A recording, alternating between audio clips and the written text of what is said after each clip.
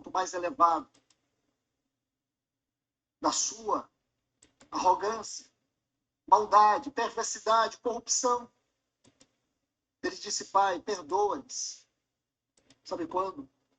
Quando o amado Filho de Deus, o Criador encarnado, foi expulso da terra sem ter cometido crime algum. Mas não expulso de qualquer maneira. Foi expulso como o mais vil dos criminosos. Foi aí que ele disse: Pai, perdoa-lhes. Quando a maldade Isso é amor ágape.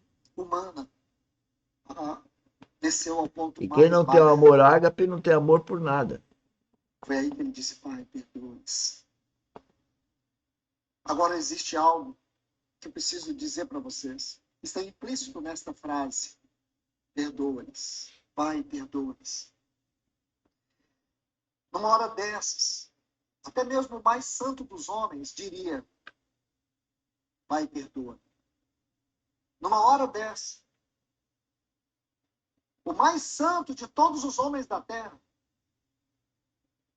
levantaria sua voz para dizer uma única frase: Pai, perdoa.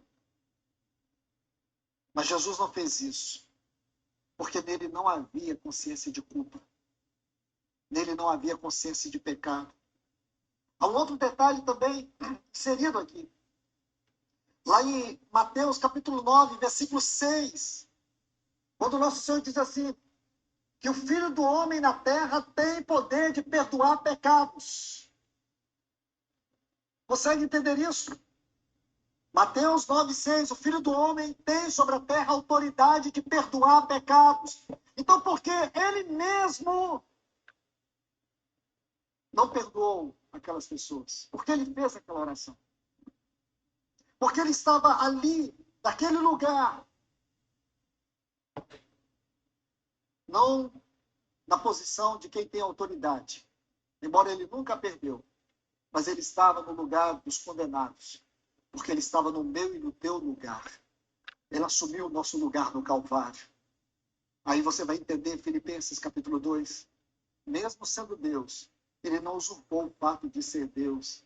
Antes, a si mesmo se humilhou, morrendo naquela cruz no nosso lugar. Ali ele não está tomando, ou ele não está no seu lugar de autoridade, ele está tomando o nosso lugar. Ele está expiando a nossa culpa. Ele não conheceu o pecado, ele se fez pecado por nós. Por isso, ele faz esta oração. Aqui, em Isaías 53, 12, diz assim, para clarear esse assunto, ele foi contado. Isaías 53, 12, vou repetir bem devagar. Ele foi contado com os transgressores. Ele foi contado no meu lugar. Ele foi contado no teu lugar. Então, ali, ele tomou o nosso lugar. E agora, essa prerrogativa do Pai, ele fez essa oração. Que majestoso, que glorioso intercessor nós temos. Ele intercedeu por nós na hora mais dolorida da sua vida. Ele lembrou de você naquele Calvário. Ele lembrou de nós naquele Calvário. Ele lembrou do nosso estado de condenação e de culpa eterna. Ele lembrou de nós. Ele se coloca entre Deus e nós. Ele se colocou entre os céus e a terra. Ele diz: Pai, perdoa-lhes. Esse perdoa-lhes atinja você e atinja a mim nesta manhã. Aqui vemos o amor triunfando sobre o mal. Ele poderia deixar ali os seus algozes, entregue à própria sorte e à ira de Deus. Mas quando ele diz: Pai, perdoa-lhes, existe algo intrínseco aqui. Eu quero que você observe isso. Quando ele diz: Pai, perdoa-lhes, você pode entender o que realmente ele está dizendo? Pois eu vou te contar. Quando ele diz: Pai, perdoa-lhes, de maneira implícita está dizendo: me condena a mim. Perdoa-lhes, Olha que coisa mais linda. Um homem, porque ele era um homem como você e eu, era um ser humano, um homem, uma mulher, ele era como nós, só que ele era puro, né?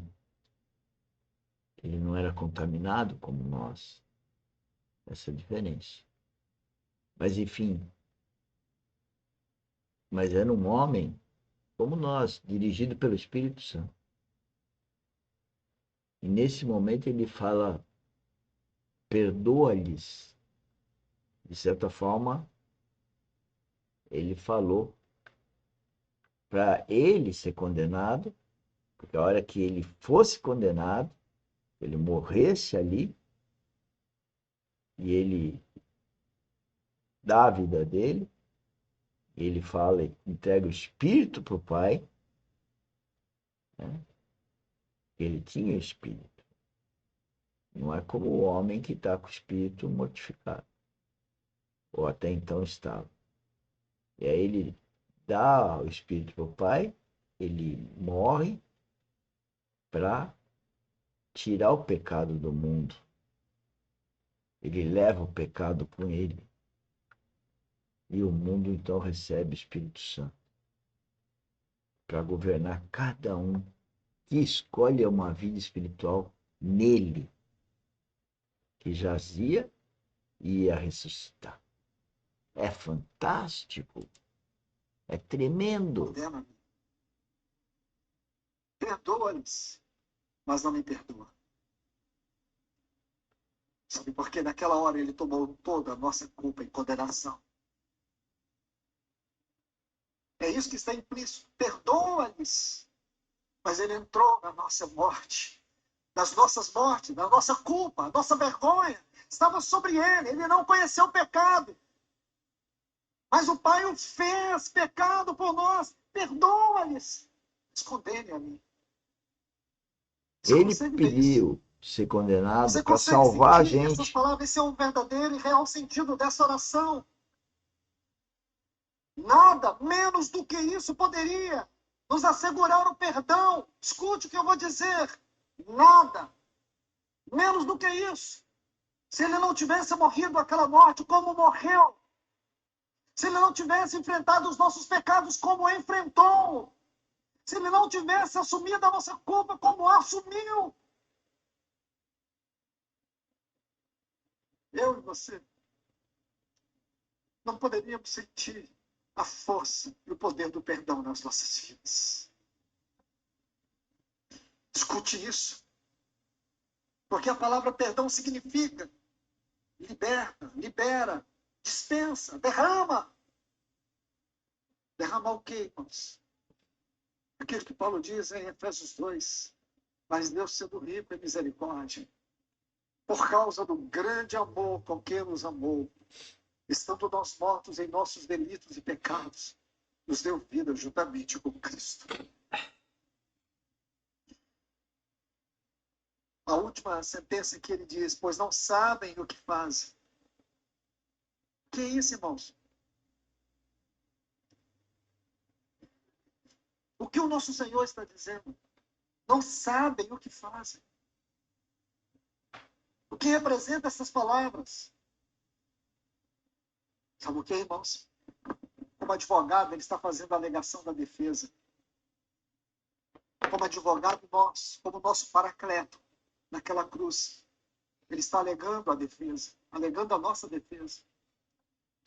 Que isso? Eu vou dizer com muito cuidado. Ele está alegando a nossa inocência. Eu não sou inocente, irmãos.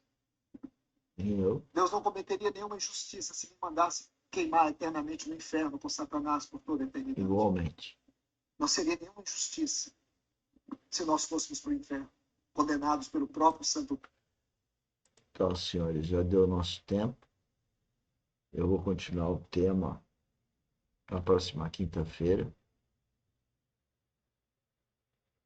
Vão lá no canal YouTube e vejam a playlist que tem o nome do Luiz Fontes, que tem os 3 vídeos sobre os fundamentos do Calvário, os 4 fundamentos do Calvário, e compartilhem isso, de tal sorte que a gente esteja dando glória a Deus,